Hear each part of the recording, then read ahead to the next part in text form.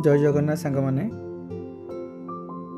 पहाड़र गुंफा हेउची प्रकृतिर निजस्व हृदय, जोठी नीरवता कथा कहे। एही अंधकारमयी गुंफा निज भितरे अनेक रहस्य को लुचाई रखि थाए। एहार नीरवता भितरे आमे आमर आत्मा को खोजि थाउ। शीतल प्रस्तरर स्पर्श रे गुंफा मन को शांति देई थाए। एहीपरि एक गुंफा हेउची बोरा गुंफा, जहाँकि आंध्र प्रदेशर आरकू पर्वतमाला रे अवस्थित अछि। यह हेउची एक शाश्वत ध्यानर केन्द्र।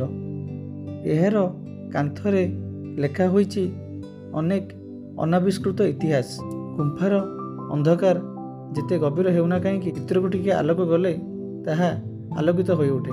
वीडियोटी भल लगी चैनल को लाइक, शेयर एवं सब्सक्राइब करंतु।